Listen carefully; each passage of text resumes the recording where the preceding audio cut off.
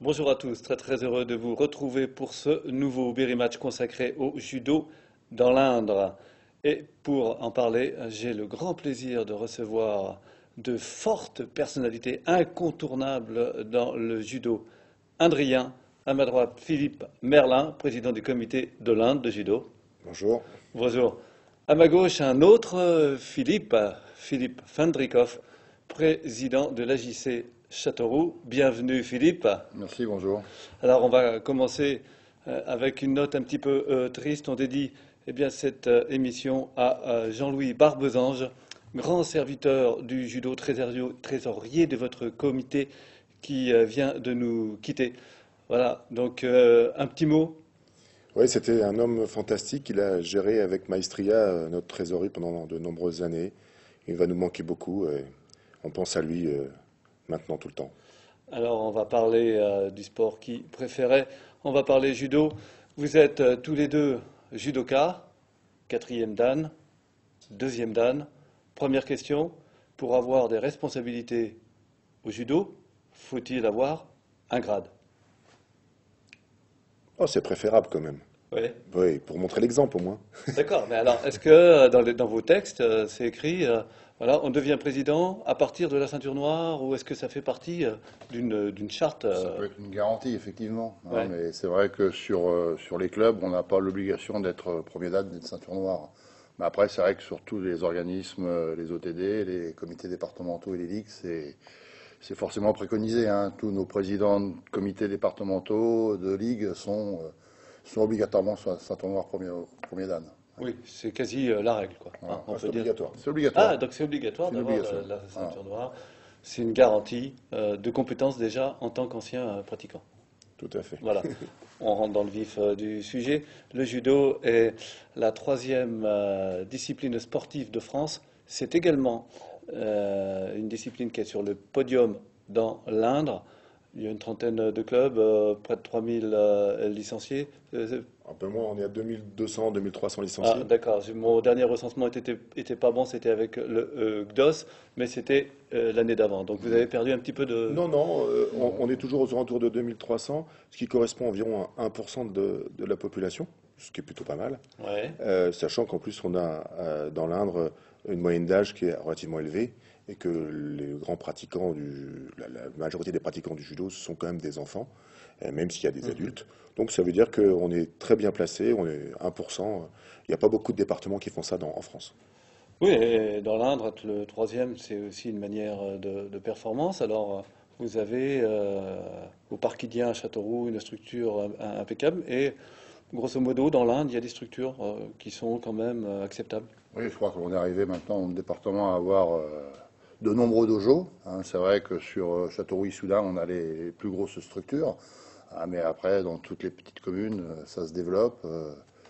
Et bon, c'est aussi un gage de qualité pour notre fédération. Combien coûte une licence C'est 34 euros, ça va 35. 35 euros, Ouais, c'est ça va 35. augmenter un petit peu Ouais. parce qu'on cherche progressivement à être autonome par rapport donc à la baisse des subventions de l'État. On cherche aussi à être autonome vis-à-vis de la baisse des subventions des sponsors. Donc aujourd'hui, la licence permet d'organiser la fédération. 70% des revenus de la fédération sont générés par la licence. Donc on est relativement tranquille de ce côté-là, mais on augmente régulièrement, préférant augmenter de petite façon chaque année plutôt que de faire des grosses augmentations tous les 4 ou 5 ans. D'accord. Et vous faites un effort, les clubs, pour les licences? Alors, les équipements sont intégrés dans le prix des licences? Comment ça se passe? En fait, la licence, c'est le coût fédéral. Hein. C'est ce qu'on rétroverse à la fédération. Après, chaque club a une cotisation, un abonnement à l'année. Et bon, en ce qui nous concerne, nous, sur Châteauroux, ça fait déjà plusieurs années qu'on n'a pas augmenté notre abonnement. On reste toujours fixe. Il y a juste la licence fédérale qui prend 1 euro, comme disait Philippe tout à l'heure, à peu près tous les ans. Voilà. Après, sur les structures, c'est un travail de longue haleine. C'est avec les municipalités. c'est les accords, voilà. On a eu la chance d'avoir un nouveau tatami depuis plus d'un an, donc ça, je veux dire, c'est les efforts que font les municipalités et c'est vrai que c'est pas négligeable, quoi. Les structures sont mises à une disposition à titre gratuit et donc c'est vrai que en ce qui nous concerne, nous sur Châteauroux, sur Issoudun, on a vraiment des belles structures pour travailler et progresser. Oui, et donc vous avez aussi un système qui vous est propre concernant la couleur des ceintures.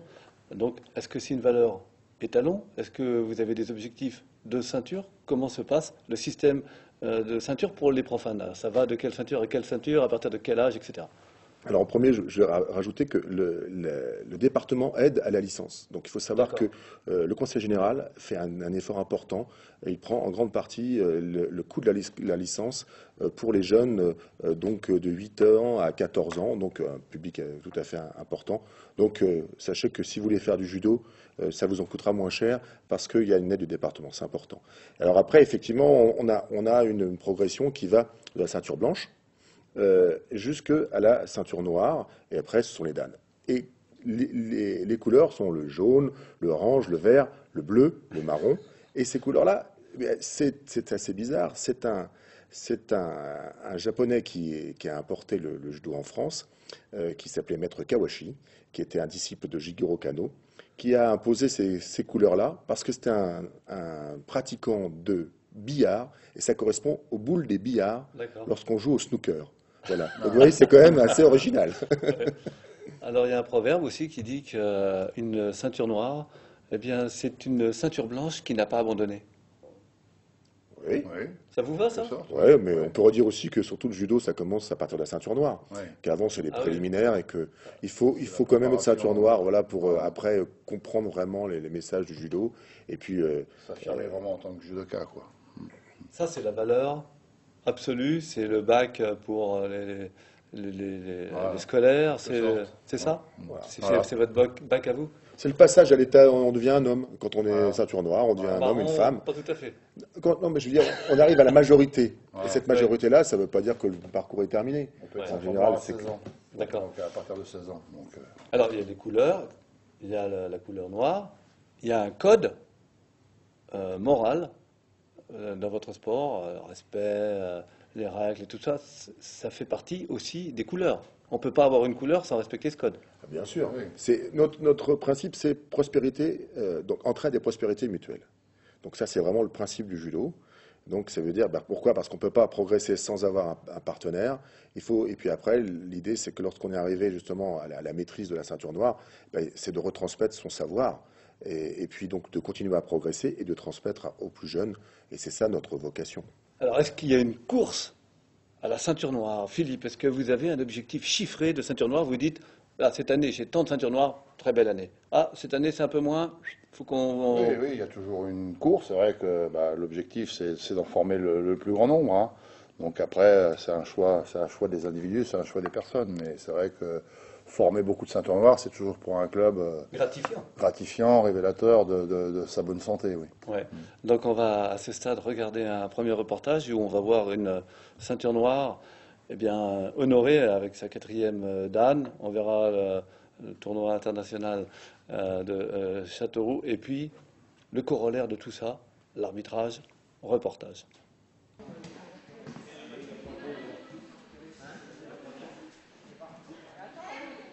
Simplement me souvenir quand il est arrivé sur le tatami, c'est-à-dire sur le tapis, lorsqu'il avait 7-8 ans.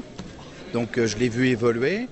J'ai vu le garçon qui était un excellent compétiteur et il est obligé de relâcher un petit peu des ambitions sportives qu'il aurait pu effectivement avoir pour devenir aussi un chef d'entreprise et pour surtout être un homme, parce que le judo a des vocations à développer des attitudes tout à fait différentes.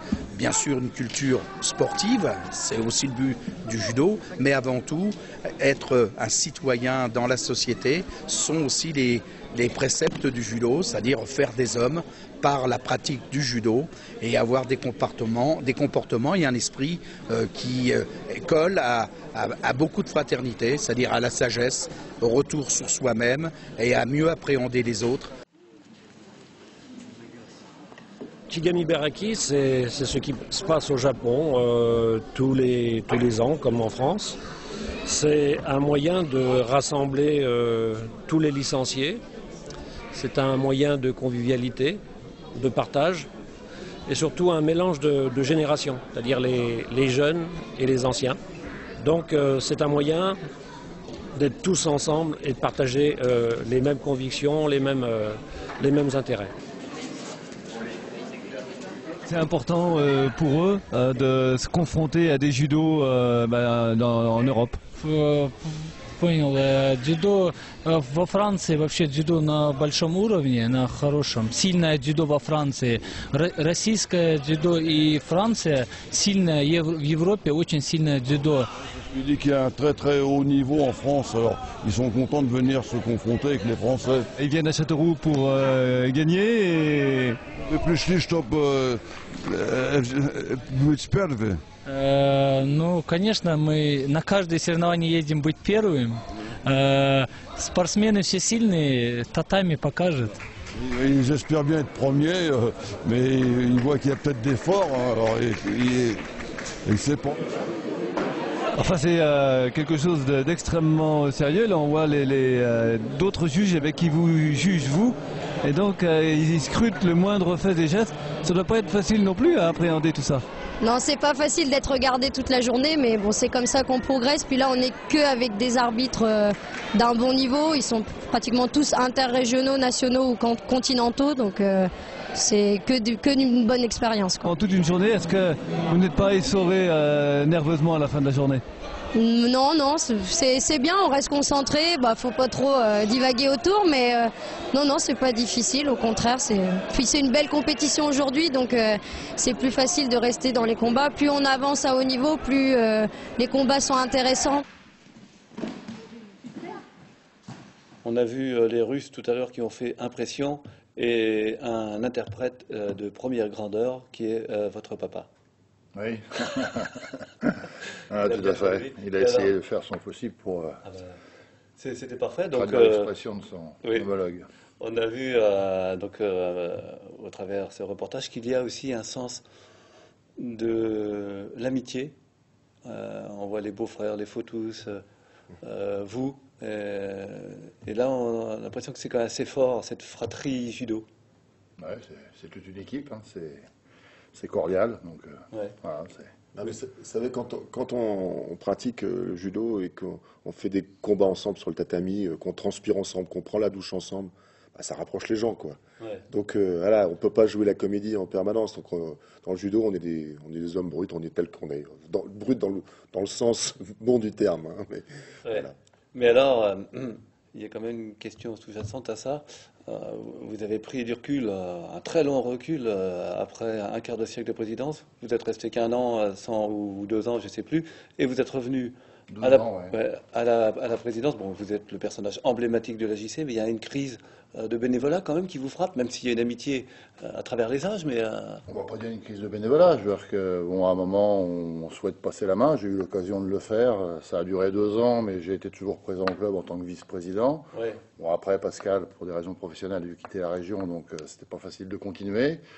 Donc j'ai repris le flambeau en tant que vice-président. Hein, mais c'est vrai que je me suis retrouvé à nouveau entouré comme vous l'avez dit tout à l'heure, de Patrice Fautus, de Denis Vitré, d'anciens qui ont mis la main au collier. Et donc ça, c'est un atout. Hein. Et puis aussi de quelques jeunes, la personne de ma secrétaire générale, Céline, là, qui fait un travail énorme, qui est une jeune du club. Donc, il y a peut-être une crise effectivement du bénévolat. On voit quand même pas beaucoup de jeunes au poste à responsabilité.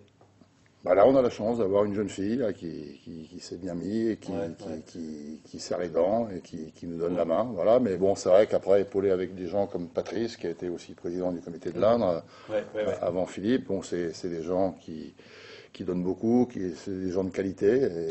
Et donc, effectivement, travailler avec ce type de personnes, c'est toujours formateur, c'est gratifiant, et puis ça donne envie de s'investir. Et on a vu un autre élément, c'est l'arbitrage au judo qui est très important, et sans doute pour qu'il y ait toujours des arbitres, c'est lié donc à l'apprentissage, à la formation, et une ceinture noire s'acquiert également Voilà. avec de l'arbitrage. Tout à fait, parce que on a des UV, un petit peu comme à l'université, et donc pour être ceinture noire de judo, il faut avoir des compétences à la fois dans l'arbitrage et aussi à la fois dans l'organisation des compétitions par le biais des commissaires sportifs. Donc il y a des petits stages qui sont obligatoires et qui font partie de la formation de ceinture noire, et après qu'on poursuit sur les deuxième dan, troisième dan à des niveaux plus hauts. Et ça permet aussi de détecter les gens qui ont les compétences et qui souhaitent après s'investir plus profondément dans le domaine de l'arbitrage. C'est pour ça que tous nos arbitres sont ceinture noire, et c'est pour ça qu'on les respecte, parce qu'ils connaissent bien le sport, quoi. Donc on a vu Émilie Serton qui va nous ramener donc au club d'Issoudun, où on fait du très bon travail. Deuxième reportage. C'est un sport qui est vachement carré. Donc, et puis ça me défoule. C'est un très beau sport. Tout se passe ici, sur l'entraînement, voilà, différentes formes d'exercices, aussi bien du judo, le jujitsu, le taïso, voilà. On essaye de proposer une variété de pratiques pour plaire au maximum de personnes. Le club d'Issoudun se porte bien. L'année dernière, on a fini à 220 licences. Et là, cette année, on est globalement arrivé à 200, 205. Donc, on va à peu près égaliser, même si on aura une petite perte de licences. Mais ce qui vient un petit peu avec la crise économique, tout ça. Donc, globalement, on arrive à maintenir les effectifs, même avec la conjoncture actuelle. On est là pour un petit peu tous les publics, pour faire de la formation pour les jeunes, pour aussi bien de faire la compétition pour les adultes, mais aussi bien du loisir pour les adultes, pour les adolescents, de l'arbitrage et de la formation à la pratique du judo. On a un groupe adulte assez varié. On peut avoir des ceintures oranges, des ceintures vertes, des ceintures noires. Justement, on promouvoit la ceinture noire, ce qui permet surtout de mettre en avant le niveau technique de la personne. Donc la ceinture noire, on dira que c'est un gros passage pour le judo. Ce n'est pas une fin en soi, mais par contre, bien sûr, on a la satisfaction d'être ceinture noire, donc ça montre un niveau technique et un niveau de participation et d'engagement sur l'activité qui est réel. J'ai passé donc mes katas à Tours. Donc c'est une des séries de prises passées devant un jury. Donc là, le jury décide si on fait bien judo ou si on fait mal judo. Puis là, le jury a décidé que je faisais bien judo, donc ils m'ont accordé ma ceinture noire.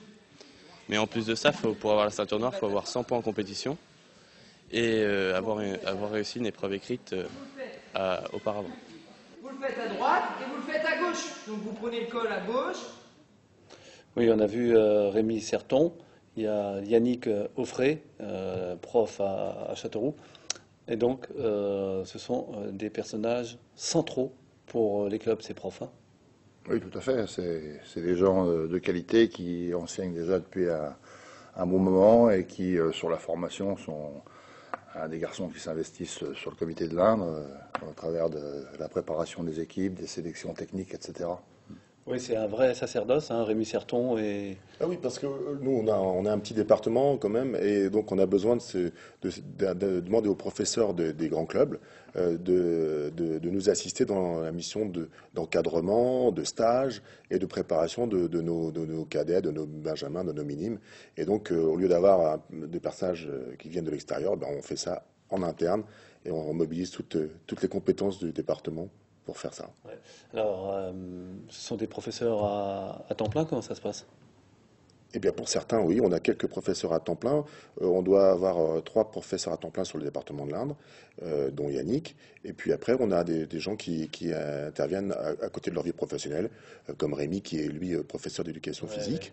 Et voilà, le profil aussi, beaucoup de nos professeurs ont des missions comme a pu l'être Philippe, mon prédécesseur, qui est aussi professeur d'éducation physique. Donc c'est des gens qui sont dans le métier et qui, à côté, ont leur passion. Oui, et il y a une trentaine donc de clubs, donc il n'y a pas que Issoudun ou Châteauroux.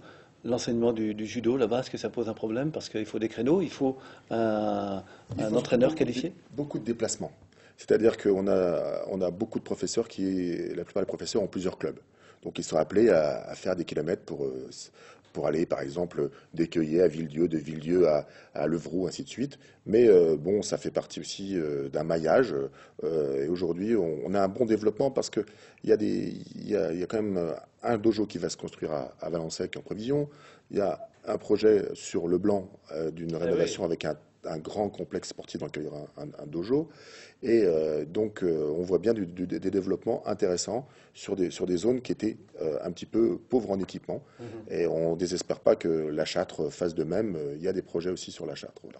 Pour enseigner, il faut un diplôme, alors d'État ou fédéral, parce que alors c'est bien beau d'avoir des clubs un peu partout, des structures. Il faut les encadrer, les gamins. Est-ce qu'il y a une autre structure pour faire face?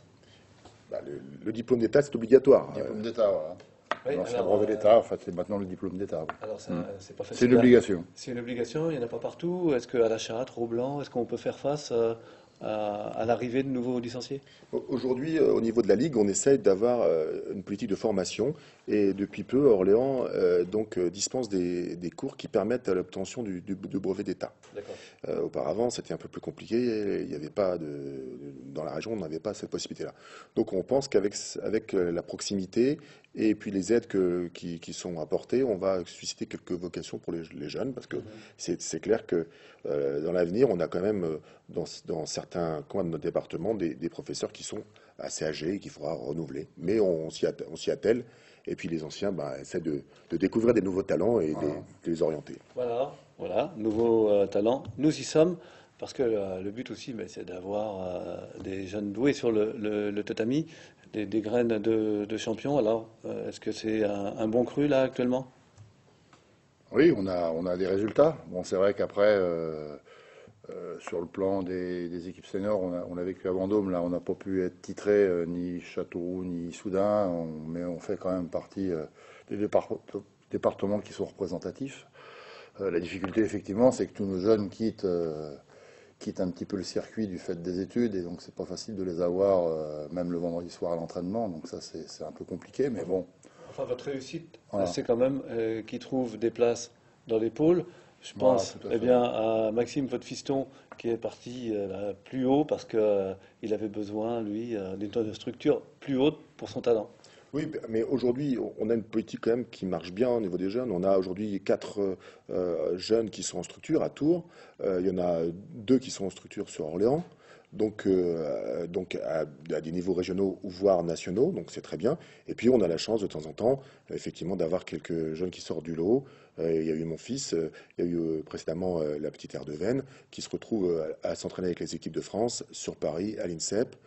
Bien sûr, là, ils quittent la région, ils quittent le sport, ils quittent l'encadrement, mais ils sont attachés à revenir quand même régulièrement. On les voit encore sur les tatamis de notre département parce qu'ils sont quand même très attachés à leur club d'origine et ils reviennent. Ressources. Voilà. On a eu l'exemple d'Olivier Duplan, qui était parti à l'UJ37 et était champion de France par équipe et qui est revenu en tant que président du comité de l'Indre il y a quelques années. Donc il y a toujours un retour à la source. Et ça, c'est votre succès. Quand vous voyez ça, Tout à l'heure, vous avez vu Monsieur Fandrikov, père, qui était le premier ceinture noire du club de Boulogne-Billancourt. Oui, c'est vrai. Et bon, moi-même, j'ai été licencié là-bas, et aujourd'hui, mon fils se retrouve dans le club du papa de Philippe. Donc voilà, donc on a des filières avec des gens. Il y a une tradition. On se retrouve et après, on mange tous ensemble, ceux qui ont 18 et ceux qui ont 78. Voilà. Alors il y a les jeunes, les moins jeunes. Bon, il y a Bonnet qui est très bon, mais il y a Émilie Serton qui a brillé l'année dernière en étant en 2e division. Donc ça fait première division. Elle était en 2e division et elle a accédé en 1re division. Elle a brillé. Donc là aussi, le sport senior, le judo senior, ça va. C'est vrai que 2 premières divisions sur notre département la saison dernière, c'est un exploit parce qu'on n'en avait pas eu.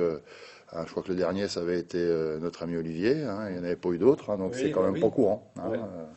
C'est le gratin du judo français. Voilà.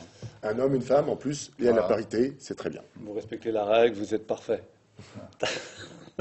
Mais alors, pour être plus fort, il y a certains comités de l'Indre qui s'assemblent pour avoir une entité Indre qui peut être plus fort que 2 clubs. Est-ce que ce ne serait pas un bon exemple pour vous que de le faire? Alors, ça se fait déjà un petit peu, par exemple, chez les minimes, parce que nous participons au Championnat de France minime et qui se joue par des équipes de département. Donc là, évidemment, ce sont tous les clubs du département. Argenton, Saint-Gautier, Leblanc, enfin tout le monde participe et apporte son meilleur élément et on a des grandes équipes de minimes où on va pouvoir concourir cette année, où il y aura des garçons et des filles. Donc ça se fait déjà pour les jeunes. Pour, je dirais, les plus grands, on a la possibilité d'avoir une double licence. C'est-à-dire que les clubs, aujourd'hui, qui ne peuvent pas avoir d'équipe complète, chez les cadets, chez les juniors, chez les seniors, on peut donc avoir la possibilité d'avoir un ou deux représentants d'un autre club pour venir renforcer l'équipe. Donc ça se fait déjà un petit peu, mais comme on avait quand même des clubs avec de grandes personnalités et des gens et des professeurs de qualité, on avait jusqu'à présent la possibilité d'avoir suffisamment d'équipes. Donc l'idée c'était de garder la pluralité, mais tout est possible, tout est envisageable. Vous avez un label caché international avec la JC, et donc l'année dernière, quelques défections, et pourtant c'est l'année dernière qu'on a vu une très très grosse équipe de Russie. Ouais, et est-ce que c'est pas un exemple à creuser également pour le comité pour présenter un tournoi haut de gamme international? Oui, peut-être, mais bon, c'est vrai que sur le tournoi de Châteauroux, là, on a eu la chance pendant plusieurs années d'avoir le Burkina Faso, la Pologne. On a eu des échanges avec ces pays, on est allé là-bas également. On est en projet là sur les vacances de printemps pour emmener à Tiumen, donc en Russie, un groupe de jeunes cadets. Alors c'est à l'état de projet, on a les contacts, ça va peut-être se faire, donc ça serait une belle expérience. Ouais, et un échange comme ça, un jumelage sportif, pour le comité, c'est tout à fait important. D'autant plus que on a un interprète de qualité et que la famille Fondrikov parle parfaitement le russe, donc ça aide beaucoup dans les. On dit d'ailleurs que c'est le tsar de la JC. C'est pas pareil. Non, mais c'est vrai que c'est important de pouvoir lier des rapports et des liens avec d'autres pays. On le fait. Et puis moi, dans ma position au niveau de la fédération, j'ai l'occasion quand même de rencontrer beaucoup de monde. Et on essaye effectivement de faire parler de nous par le sport. Et il y a plein de possibilités, que ce soit sur l'Afrique, comme ça a été fait et puis sur l'Europe. Et aujourd'hui, les échanges sont plus faciles qu'ils étaient auparavant. Alors, il y a plusieurs activités annexes qui peuvent être développées pour vous. Rémi Certon l'a évoqué tout à l'heure. Il y a le Taiso, par exemple. Est-ce que vous misez également sur ces disciplines pour augmenter le nombre d'effectifs? Oui, tout à fait, parce que dans le cas le Taiso, qui est une pratique qui est finalement l'échauffement, la préparation à l'activité du judo. Et ça, qui est un petit peu mixé avec une petite dose de self-défense qui permet d'attirer un public féminin qui est pas insensible à ça, où on va à la fois faire des exercices, au lieu de faire de la gymnastique d'une façon solitaire. Le judo, ça se fait en couple. Donc là, on a toujours un partenaire, donc c'est les jeux d'opposition. Et puis derrière, il y a des prémices de faire un petit peu de self-défense. Par exemple, se protéger quand quelqu'un vous arrache le sac, ou donc pouvoir neutraliser un adversaire qui viendrait vous agresser. Donc voilà, ce sont des choses que l'on développe. Et dans l'ensemble des clubs du département, il y a maintenant des clubs, il y a des créneaux. Il y a un cours réseau. Oui. Voilà. Ouais. Le kendo, où ça en est? Le kendo, ça se passe également très bien. Donc c'est pas à part de la fédération, ça fait partie, mais on a la chance d'avoir un club vraiment fantastique, la petite Marie Reviron, qui est internationale, qui est internationale, qui fait partie de l'équipe de France, qui a été médaillée aux Europes. Donc voilà, ça se passe bien.